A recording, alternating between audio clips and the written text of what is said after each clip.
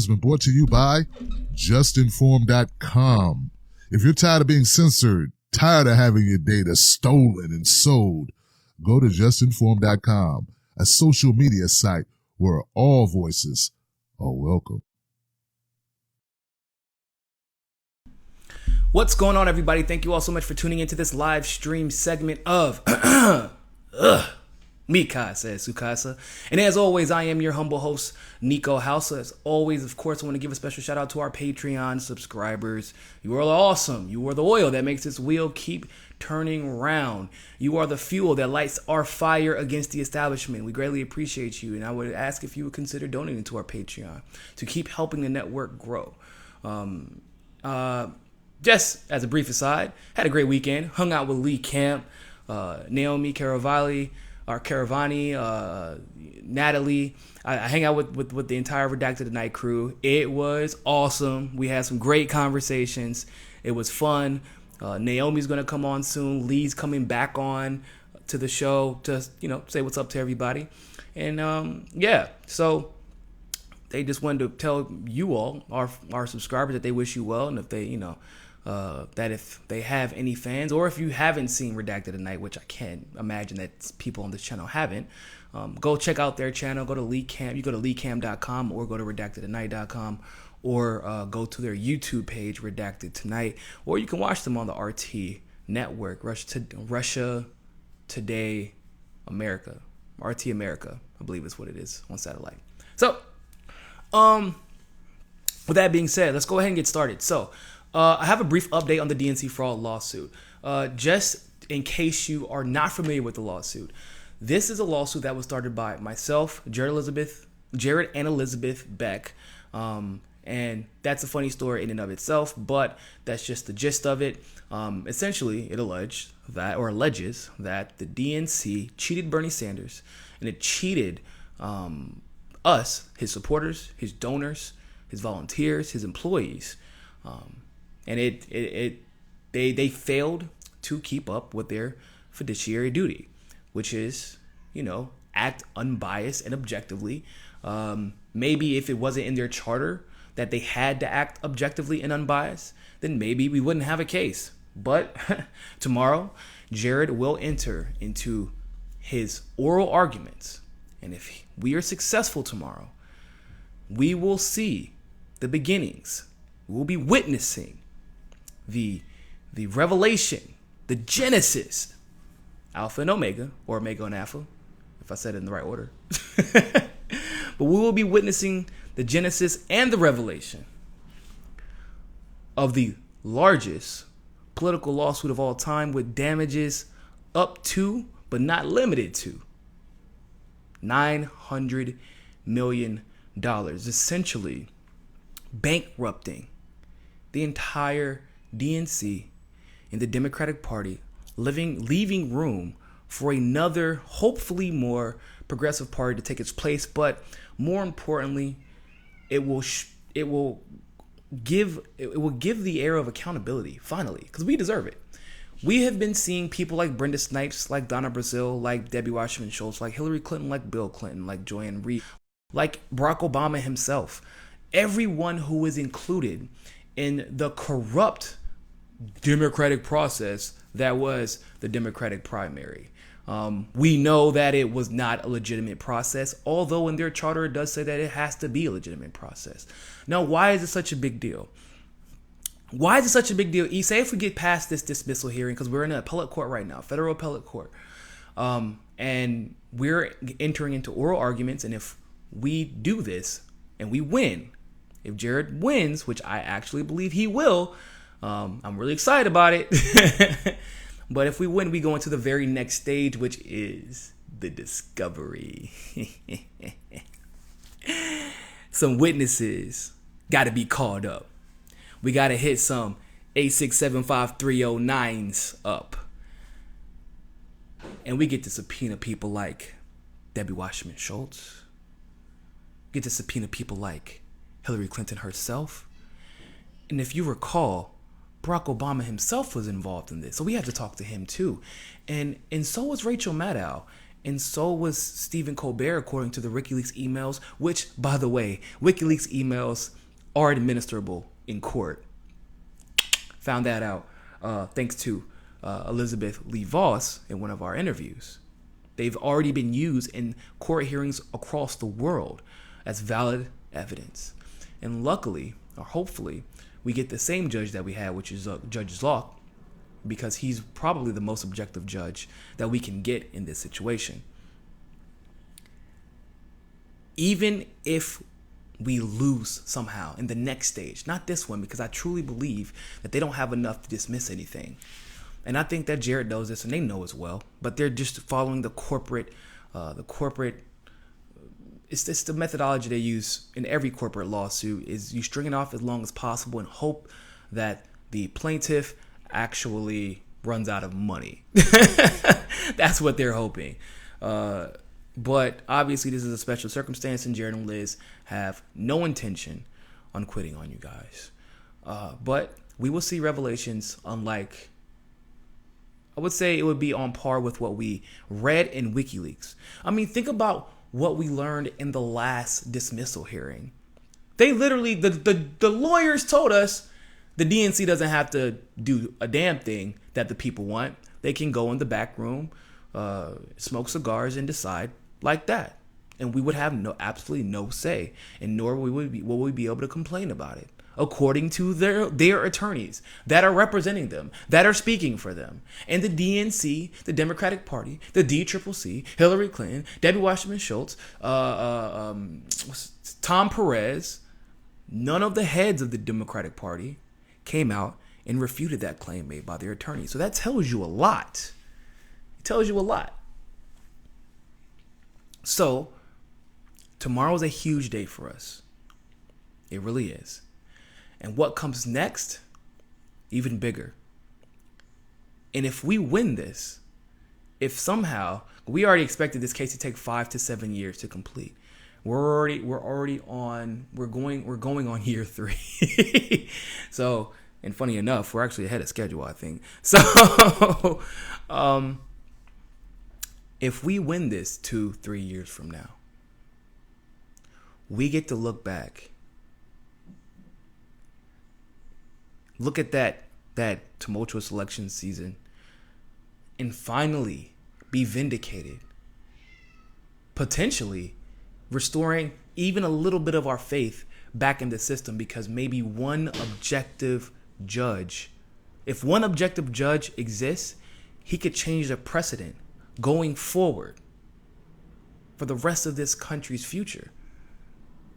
And that's what this case represents. It isn't a vendetta against the Democratic Party. It's to ensure that no party going forward tries this again. Because don't believe that this egotism and this entitlement is limited to those in the Democratic Party. The Republican Party is the exact same way. And they have more of an alpha male, fight it out, dog it out type of thing going on over there in that side of the toxic masculinity world. So it manifests in different ways. It's a little bit more underhanded, but once the infighting stops, they all just gather behind whoever the alpha wolf is at the time. But they cheat all the same. If there was a progressive, quote unquote, Republican candidate to come out, they would get cheated, just like Bernie Sanders did. Make no mistake about that. I mean, Trump is by no means progressive, but they were trying that dossier was a result of funding that went to Fusion GPS, the consulting company that originally was paid for by the Republican Party before the Democratic Party and the Hillary Clinton camp picked it up to continue the research, the opposition research into Donald Trump. So they're no different in that regard. They want you to believe that it's a matter of who we vote for, who we like, who is best for the people. But it's really not. It's really not as much as it would seem, or as much as we would like to believe that, right? So where we at? moving on.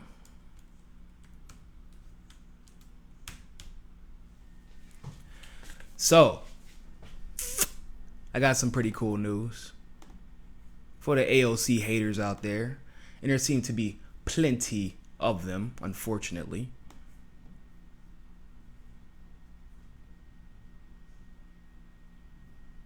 Give me a second. I'm opening it right now.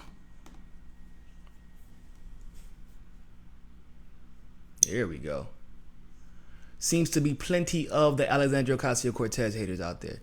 Now, I've been on the record multiple times praising Alexandria Ocasio-Cortez, youngest woman to ever be elected to the House of Representatives. I've also been on the record critiquing her. I've also been on the record as, y'all need to calm the hell down. You sound like a bunch of irrational, like, hero worshiping, all or nothing, sensitive. Just get too sensitive sometimes, people. And I said, there will be times where Alexandria Ocasio-Cortez has missteps. Because she is a 29-year-old, who just turned 29, by the way, who was never a politician, who was not groomed for that position, who was never a consultant, who was a community activism organizer. Not a political organizer, community activist. Not a public speaker, community activist. Okay? Not a CNN news anchor, community activist. And therefore, there will be times where she gets it wrong, but more often than not, she'll get it right. There will be times where she's towing that line, and it may irk my last nerve. But more often than not, she'll get it right. And someone always asks, well, how do we know that? How do we know she'll get it right more often than she'll get it wrong? Because it's the same answer that I've been giving you for the last 3 years. Follow the damn money. It's not hard to do. Where does the money come from? Does it come from you? Do you think she wants to keep her office? Well, if her money comes from you and she wants to keep her office at the very bare minimum, right? We know she wants to do good, but let's just take it the least common denominator. She gets the money from you. She wants to keep her office. We'll keep it cut and dry. Why would you do everything corporate donors want to do if she never took their money? If she wanted to do what corporate donors wanted her to do, it would have been very easy for her to take that money after she won the primary election and capitulated to whatever her corporate donors asked of her. However,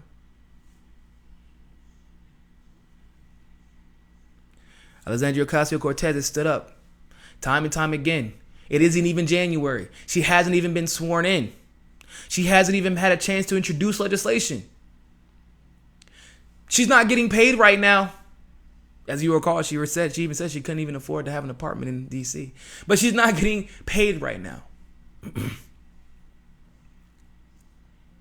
She's technically, just on according to what her circumstances at this very moment.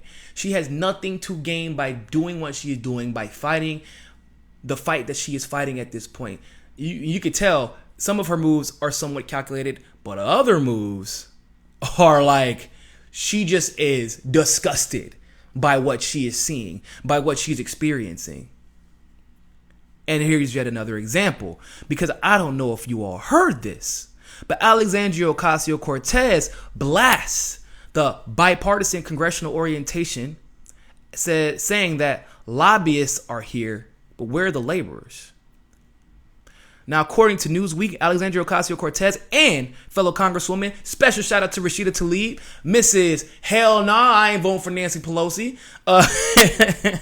So special shout out to her, one of the duo of the first Muslim women in Congress, have criticized the bipartisan orientation program for congressional freshmen as a glorified corporate lobbyist event. What? Now, here's what's interesting about this. Now, Tim Canova, in one of his speeches while he was running for office, was actually told about this event. And he said this exact same thing. He said, this is what you're going to have to attend. These are the people that you're going to have to talk to. If you're going to want the committee, get on the committee that you want. If you're going to get the FaceTime in front of the television that you want. If you're going to get the cooperation that you need to get bills passed, you're going to have to do what these corporate lobbyists tell you. He knew this.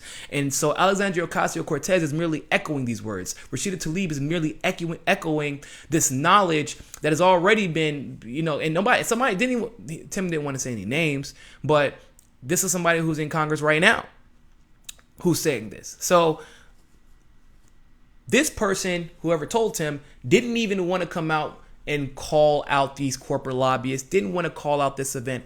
And yet we have Alexandria Ocasio-Cortez and Rashida Tlaib using their platform, which is what I've said how many times. And I want to explain to you exactly how important that is in a segment in a couple of minutes. But they're using this platform to open up the window, to rip the tent off of the window that is our federal legislature, and showing us, look at this shit. This is exactly why we can't get shit done. This is why. It's like, why has no one talked about this? Because it seems to me that they were more concerned with getting along, going along to get along, right? Than they were about being bold representatives of the people. I want to continue. The pair railed against the week's 3-day program hosted by Harvard Kennedy School Institute of Politics in a series of tweets posted on Thursday. Alexandria Ocasio-Cortez tweeted, "Right now, freshman members of Congress are at a bipartisan orientation with briefings on issues. Invited panelists offer insights to inform new Congress members' views as they prepare to legislate. The number of CEOs that we've listened to here, 4. The number of labor leaders, 0. She continues by tweeting, "Our quote-unquote bipartisan congressional orientation is co-hosted by a corporate lobbyist group. Other members have quietly expressed to me their concern that this wasn't told to us in advance. Lobbyists are here. Goldman Sachs is here. Where are the labor activists? Where are the frontline community leaders?" Oh, but then Rashida Tlaib doesn't stop. Rashida Tlaib goes for the jugular, as she has gained a reputation for doing as of late. She tweets, "Gary Cohen, former CEO of Goldman Sachs, addressing new members of Congress today. You guys are way over your head. You don't know how the game is played." Rashida Tlaib promptly responds with, "No, Gary, you don't know what's coming. A revolution in Congress that puts people over profits. Let's go." I finally got a team worth cheering for. We finally have Congress members who were unapologetic in their resolve to push people over corporation, to push people over lobbyists. So I ask you, for the haters of Alexandria Ocasio-Cortez, what say you now? I don't ask for perfection. I never have. I don't ask for perfection from Tulsi Gabbard. I don't ask for perfection from Bernie Sanders. I don't ask for perfection from AOC. Nor do I ask for perfection from Nina, nor anyone on my network, nor any of my colleagues in the progressive world, legitimate progressives. What I ask for is intentionality. Now, by that I mean, what are your intentions? You are inevitably going to get it wrong. You're under a microscope 24/7. You're not going to get everything right. You're going to slip up in your rhetoric sometimes. You may misread a policy position. You may misread how the people want you to react or to respond to a particular stimulus in the political arena. But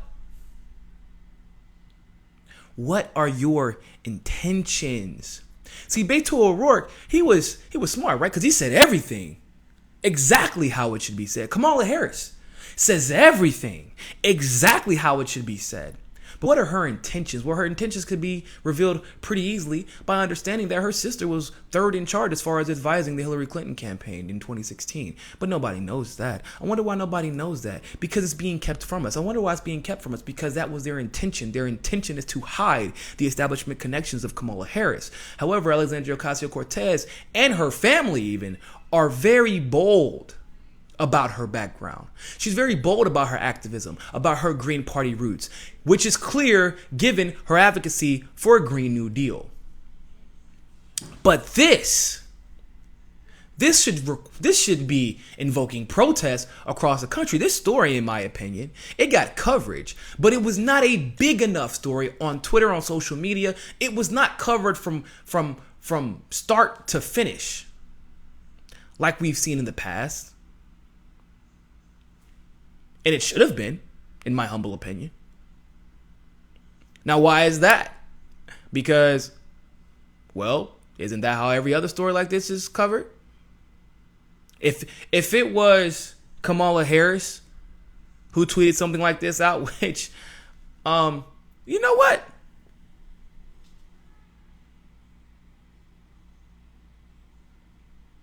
You know what? It's interesting. I really want to know. Give me 1 second. We're going to look up this together. I want to know if anybody else called this out.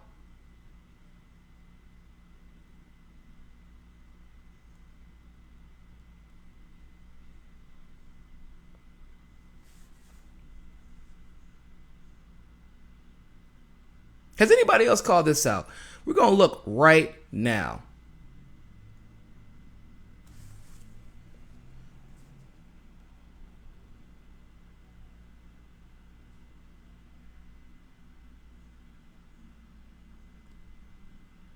Nobody so far.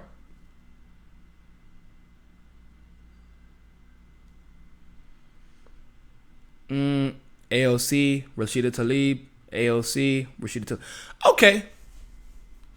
So now I'm curious.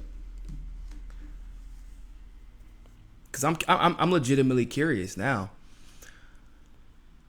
Why hasn't anyone told us of this process?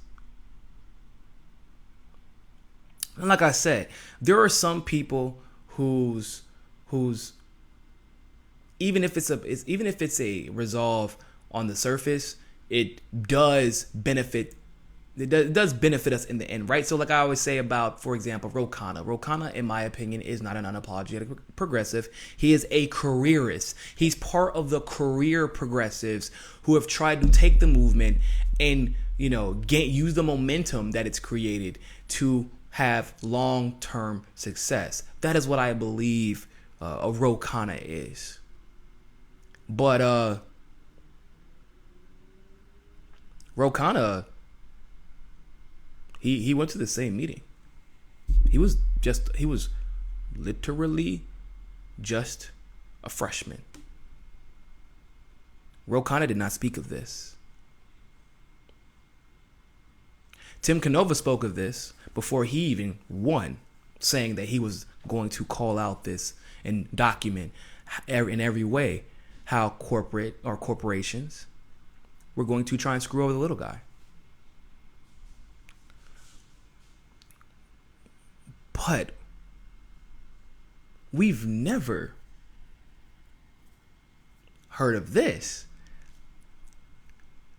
Now, in my humble opinion, what this demonstrates to me is that AOC and Rashida Tlaib, as far as their intentionality, as far as their resolve, as far as their loyalty to the progressive movement, as far as their loyalty to the idea of people over profit, I'm finding a hard time believing that they are anything other than unapologetic progressives. I really am. And I'm an objective person. Like I said, I've had to call her out a couple of times on some things. But like I said, I remember people, Remember what I said? I said, I believe that Alexandria Ocasio-Cortez's rhetoric had been dialed back because she knows as well as we do, anybody who was a part of the 2016 election knows. The Democratic Party, doesn't matter how successful you are, doesn't matter how popular you are, this is not our electoral process. And the moment they decide to put their foot on the scale, their finger on the scale to tip it in their favor, they can snatch what you think is a guaranteed victory right from under your feet, even if it means handing that over to a Republican, and they will face the consequences later. But of course, it won't be until way later. So she played the temporary game, as I expected her to. But now, and like I figured, like I said, what happened? I said, once she gets to Washington and she sees how they will try and manipulate her, they will try to threaten her, they will try to coerce her. And most of all, which is the worst thing you can do to a millennial in 2018 and 2019, they will condescend.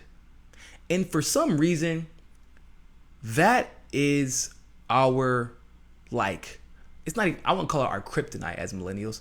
It is our spinach. The moment that someone tries to use our age, the moment that someone tries to call us naive, they pretend that we don't know what we're talking about. You just don't know how things work. Oh, really, bitch? Oh, really? Okay, got something for your ass. I'm snitching. I'm about to kill this entire meeting in 280 characters. I don't know what I'm talking about. Hey, y'all, this Goldman Sachs CEO thinks that people over profit is a stupid idea and says that I'm naive for thinking that you all want to be represented, want us to represent you rather than corporations. What do you all think? Now, I also said, it was during one of my critiques of Alexandria Ocasio-Cortez. I said, you have to protect your voice, because let's be very clear about something. At this moment, your vote as a progressive fringe candidate, because she still is on the fringe in this regard, you have to protect your voice. Your mandate that comes from being an unapologetic progressive is what will drive your eventual success in that branch of the legislature. Because Nancy Pelosi don't give a damn what you have to say. She's not sponsoring legislation, right? The what's that asshole's name that just beat Barbara Lee? Wow, I cannot remember his name anymore. He wasn't. Oh, Hakeem, right? Isn't that his name? Hakeem Jeffries. He's not going to do what you say because you wrote this amazing piece of legislation that will benefit people. But you know who will? You know who will make sure that everybody in the country is watching when you speak? Try the hundreds of protesters who just stomped on Capitol Hill today to advocate for Alexandria Ocasio-Cortez's Green New Deal that was inspired by Jill Stein herself. Remember, Alexandria Ocasio-Cortez used to be Green Party. Her campaign manager used to be Green Party. This Green New Deal it's easy, people. It's easy. It's nothing difficult about it except for some people are going to go broke and it ain't us. Economically, it benefits the 99%. Jobs will become infinite. We finally joined the rest of the fucking Western world.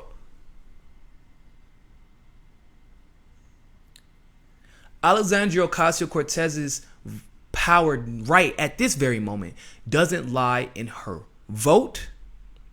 It lies in the same place that Bernie Sanders' power lies, that Nina Turner's power lies, in the same place that Tulsi Gabbard's power lies. Except for at this very moment, Alexandria Ocasio-Cortez's voice is amplified higher than all of theirs because she's under a microscope. And instead of using that attention to drive her own personal agenda, she constantly humanizes herself by interacting with us on Twitter, plugging us into the inner workings of Capitol Hill, and pushing for things like this Green New Deal. And it's funny because when people said, like, this is during when we still had hope that Bernie Sanders was going to win when we still had hope that Bernie Sanders was going to win in 2016, people would say, how is he going to get anything done? I mean, other than the fact that Bernie has had more bipartisan support on legislation and amendments than anybody else, but that's neither here nor there. They said, how are we not going to get stuff done? I said, you've never been to a Bernie Sanders rally, have you? Because I've been to several. And I see people out there who are on their knees crying like a damn Jodeci song the moment that Bernie Sanders opens his mouth, because they believe in him and they believe in his objective, in his agenda, and his goals. And when he calls, best believe every single time they will come.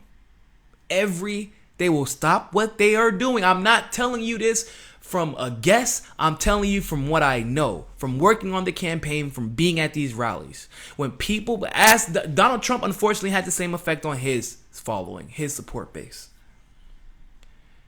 It's the same thing with Alexandria Ocasio-Cortez. People said she would never be able to get anything done. Oh, she's such an idiot. She's naive. I don't think she's naive at all. I think it's the opposite. I think y'all have been getting played. I think the establishment has been getting played. She played your little game. She killed you with the kindness. And now you're facing the music. Because you thought that you could use her image. You thought that you could co-opt her image. And you know what she did? Hey, while you're over there co-opting, make sure you throw this Green New Deal on the table. Appreciate it. Good luck.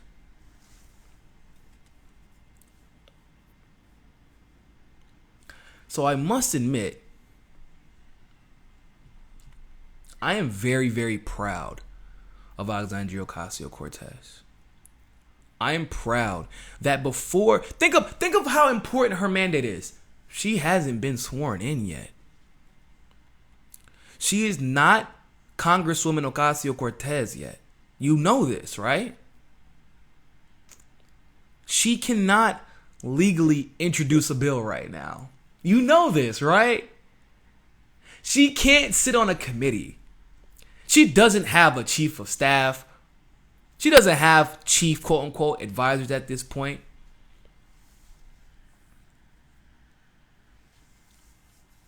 She doesn't have congressional aides right now. All she has is 280 characters, Instagram, and the resolve to put people over profit every single time. And in 2018, that's all you need. And so, for those who, the Ben Shapiro's, the Fox News people, the CNN, all those in the establishment, all those receiving money from George Soros and the Koch brothers, respectively, it looks like that Alexandria Ocasio-Cortez is not the naive one. Everyone, we made it here to Washington, Oh, speaking of which, DC. just popped up. Anyway, it seems like Alexandria Ocasio-Cortez is not the naive one. It seems to me that you all are naive. And she had been hoping and wishing that you underestimated her. And you did. And now she's called you out.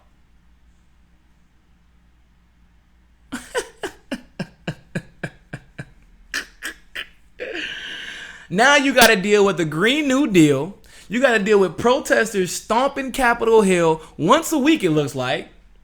She done brought protests to the Capitol Hill multiple times, and it's not stopping. It's, in fact, when she gets in Congress and can actually get legislation introduced, it ain't gonna get no better for y'all. It's going to get progressively worse for y'all. Great for us, though. So, shout out to Rashida Tlaib. Shout out to Alexandria Ocasio-Cortez. Shout out to Barbara Lee. I read that she actually signed on to the Green New Deal and that she's going to be pushing it. It's so beautiful to see. It really is. It really, really is. So, let's move on.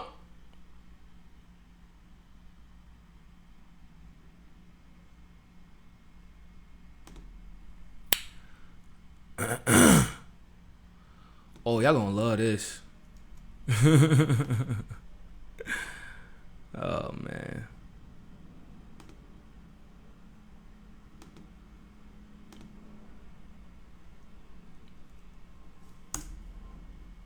Breaking news. The Pentagon's still full of shit. 1 second. I've got the article coming up. I want to read this to y'all. Because I want to know if I'm maybe overreacting by what I'm reading. So, you're going to love how this starts off. The Pentagon fails its first ever audit. Oh, damn. Wait a minute. I just have a question. If your business failed its audit, will the IRS be on your ass? If you as a citizen failed your audit, would you not be in jail or having your money like sucked up? Like somebody would be held accountable. Right? Somebody. Anybody would be held accountable. Right? I'm curious. Somebody's got to be held accountable. But apparently the Pentagon is an exception to that rule. But they failed their first ever audit. The Pentagon has failed what is being called its first ever comprehensive audit. Although, by the way, they were apparently supposed to have been audited like 20 years ago, but that never happened. But the Department of Defense said that they found accounting discrepancies.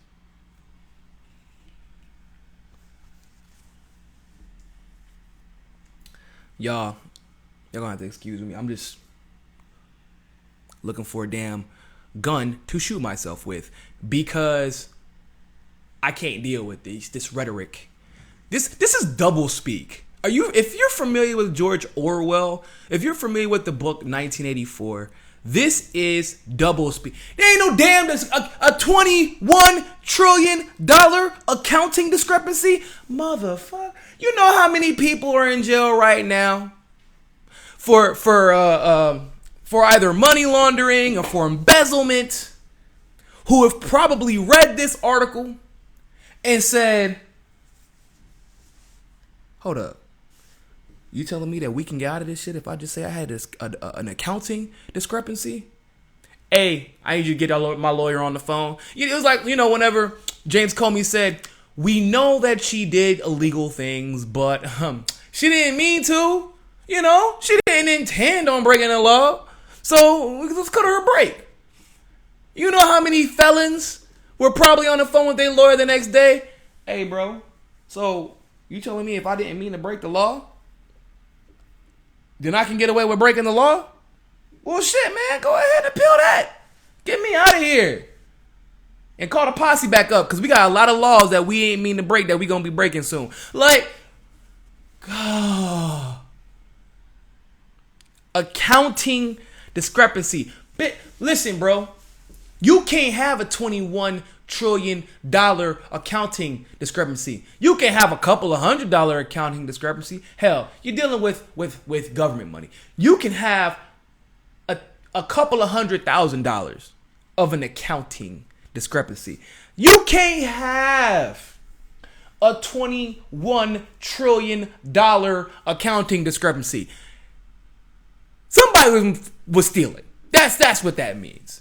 And by stealing, I mean, laundering money through the black market in order to sell weapons to rebel soldiers to commit terrorist attacks and destabilize countries so then we can go in and liberate those destabilized countries. And by liberate, I mean liberating resources and stealing everything and taking them for oil. That's what I mean by an accounting discrepancy. If you're wondering where that money probably went. It's just an assumption, though. It's a guess. It's an educated guess. Now, the results of the inspection conducted by 1,200 auditors and examining financial accounting on a wide range of spending, including on weapon systems, military personnel, and property, were expected to be completed later that day. We failed the audit, but we never expected to pass it. Deputy Secretary of Defense Patrick Shannon told reporters. What? You know what my mom would do to me if I told her that shit?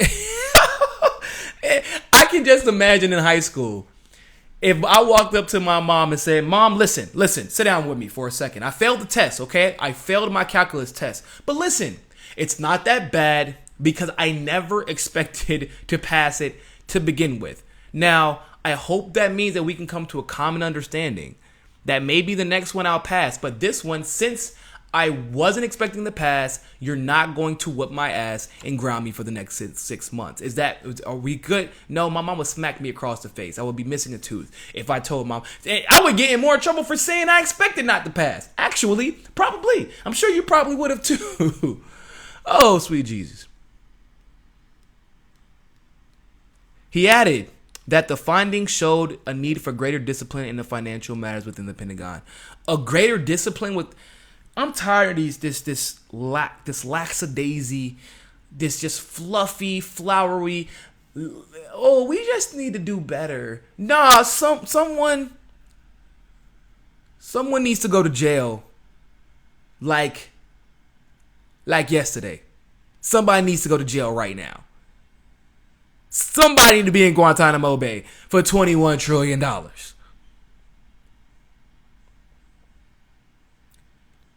And you know what's crazy?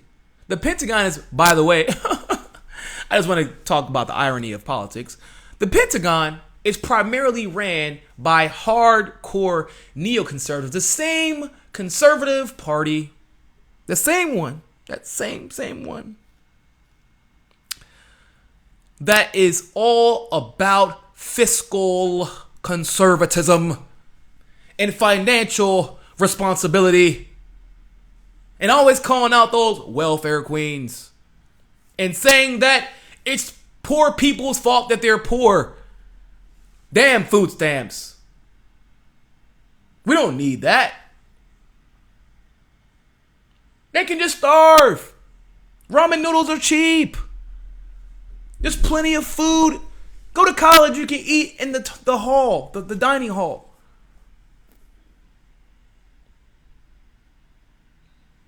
Hey, man, what you do at $21 trillion? Don't worry about that. Don't worry about that $21 trillion. You worry about your food stamps, sir. I want y'all to remember this interview between Alexandria Ocasio-Cortez and I believe it was either Chris Cuomo. I think it was Chris Cuomo. I want to believe it was Chris Cuomo.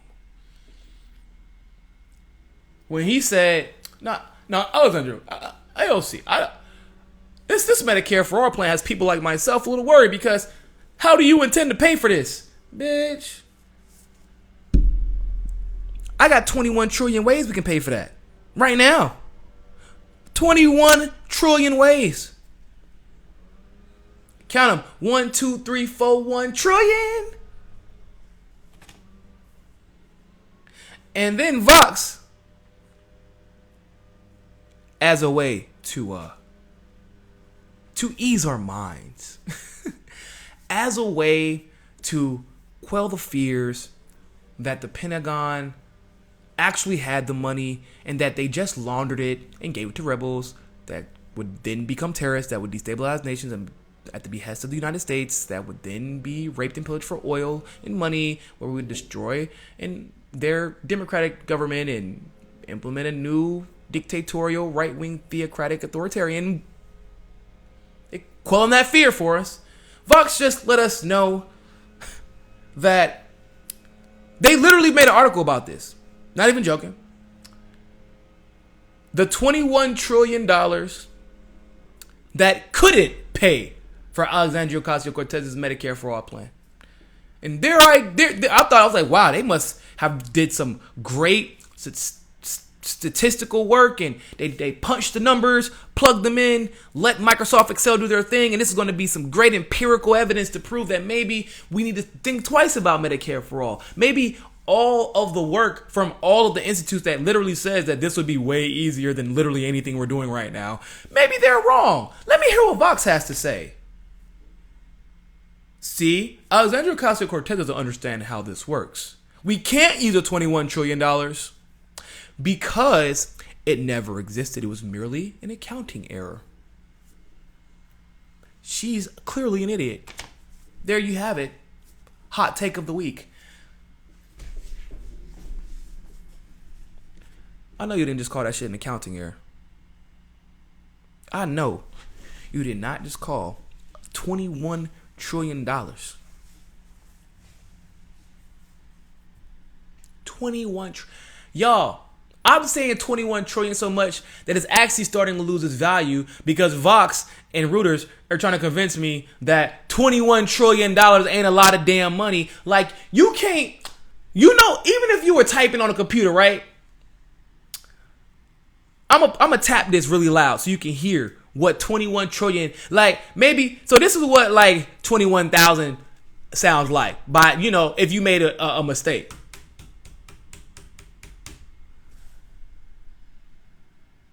That's what did you hear that? That's what 21 trillion sound like if you made a mistake, right? If you made a mistake. That's like, damn, you didn't go back and check that. Your finger slipped like 10 times. You want to hear what 21 trillion sounds like when you on a computer on your little Microsoft Excel or your little QuickBooks and you made a $21 trillion mistake? This is what that sound like. I'm pretty sure that your brain would have kicked in at some point to listen to what, like, to see, like, oh, damn, I think I hit that button a little bit too many times. That's a lot of zeros at the end. This is what 21 trillion sound like.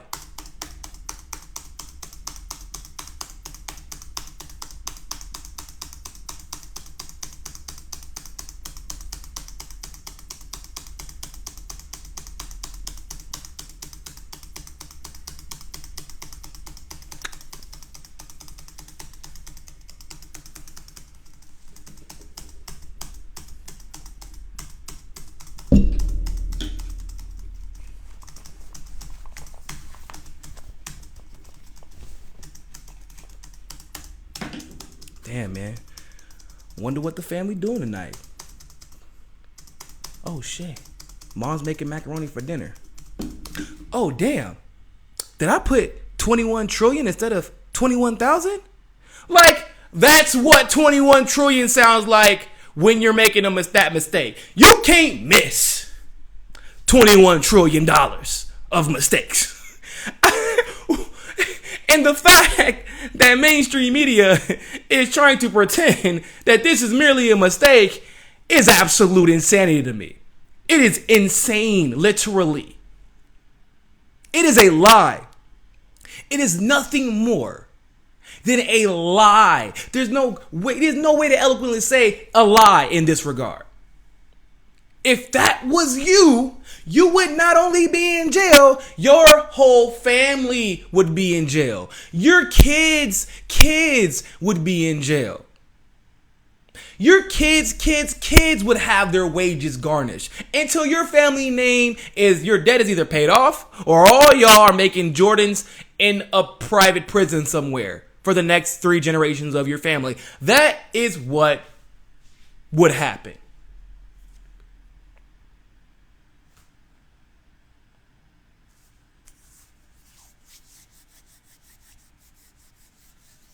I can't, man.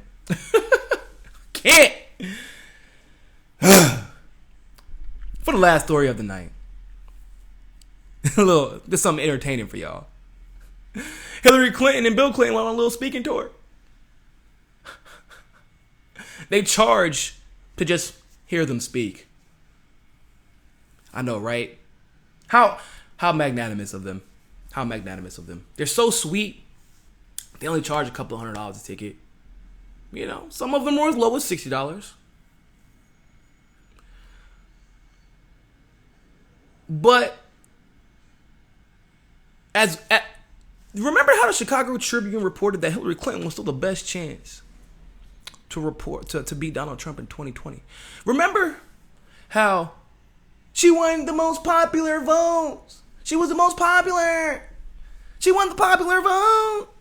She's so popular. Hillary Clinton's basically like Taylor Swift, but a politician. She's so popular. Everybody loves her.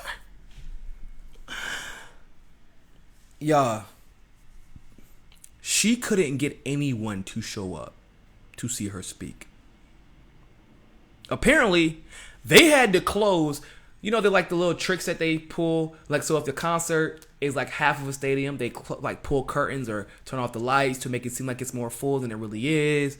So, because it really affects the mood of the setting. They ran out of curtains to close to try to make the room look packed. And what was weird to me is, like, who was stupid enough to book that deal? Who was stupid enough to, like, you could, during the most popular time in her life, when she was running for president, she couldn't fill a McDonald's dining room, people. And you thought that, for free, it was free to go see her during the presidency. Well, some of the time. But you thought that you were going to be able to get her to fill a stadium. You thought that you were going to get her to fill an arena. Did you think that bitch's name was Hillary Clinton Bernie Sanders? Her name is not Hillary Clinton Bernie Sanders. That's not her middle name. Her middle name is not Bernie Sanders. Hillary Bernie Sanders Clinton. That's who can fill stadiums. That's who can literally make it so that you cannot move an inch in Central freaking Park for free. He didn't charge anybody. You know what Bernie Sanders charged right now? $50 a pop for his to fundraise for his campaign. Guess how many seats would be left in the arena? Not exaggerating. There would be zero. If he announced right now, I'm running for 2020, you don't have to go. If it's donation only. So if you go, you don't have to pay. But if you would, it would go toward the 2020 campaign. Guess how many seats would be filled right now? Whew. You don't have to guess. I know. I was there. I watched him fill an arena of 20,000 people with 5,000 people in overflow. So, two things. Stop telling me. Stop pretending. Stop lying. Saying that Hillary Clinton is at all viable. Like, no, go somewhere, live in a cave, live under a rock, go to space, fly them. I don't care where you go, but stay the hell away from the 2020 primary election for the love of everything good, holy, evil, neutral. I don't care. Any of them. Nobody likes you. Nobody. God like devil, you can have her. Devil like, hell no, bro. She caused too much problems. And devil even shooing her away. Nobody likes you. Yo, I guarantee, even your establishment followers don't like you. The people who be on Twitter like, hey man, we love her. I'm still with her. The problem is, like, most of those people are Brock bots, right? They're not even real people. You can look at their pictures, a bunch of pets in their avies on Twitter. They're not even real people. So that was a problem with that. And then what happens is, you see all these retweets from her, for her, you see all these retweets for establishment candidates, and then the establishment actually starts to convince themselves that those are real interactions, that they're real tweets. But like, say even if a quarter of those people were real tweets and real retweets of all those people that are still with you, even though they're still with you, they still don't come out to see you. So that means even your fans don't support you. And you expect to win an election when you are the most unpopular person in the country. The most unpopular person in the country. I'm not exaggerating. She's more unpopular than Trump. I know some people will find that hard to believe. Some people would. But like, you don't have to guess whether she's more unpopular than Trump, which, by the way, is a tremendous feat. To be more unpopular than someone who literally lies every other word. It's like listening to a 2-year-old. When, like, you know when a 2-year-old will lie to you straight to your face? and they'll just change their lie up really fast. Well, both Trump and Clinton do it. Trump is a little bit better and more savvy at it. Hillary Clinton really, really, really sucks at it. And we, once again, don't have to guess if Trump is more popular than Hillary Clinton because look who won the election. I'm no rocket scientist. I'm no statistician. I'm not a mathematician. I barely passed Algebra 1. But maybe the woman who couldn't beat the black guy who was a junior senator for only 3 years, who nobody knew, who was only worth at the time $300,000 total to her like $20 million. You couldn't beat a junior senator named Barack O'Damn Obama, who smoked weed behind the White House. You couldn't beat him in a primary election. You had to cheat to such a degree that was just abhorrent. But you cheat Bernie Sanders, and then you get to the general, and you couldn't beat the worst candidate in history, which I always have to correct myself after I say that, because let's be honest, if you lose to the worst candidate in history, that probably makes you the worst candidate in history. So, welcome to Heartbreak Hillary Clinton. This is the Heartbreak Hotel, because for the entire election, everybody thought that Donald Trump was the worst candidate in history, but it turned out to be you. You're still, so no matter what, you're still second to Donald fucking Trump. Just quit. It's over. That's it. Thank you all so much for tuning into this evening's live segment of MCSC. Make sure you join us on Roku TV. Sign up for us sign up with us at Patreon. You can donate as little as $1. Be part of the movement. Be part of the oil that helps these wheels keep spinning. But hey, more than anything else, always remember, find your balance. Peace.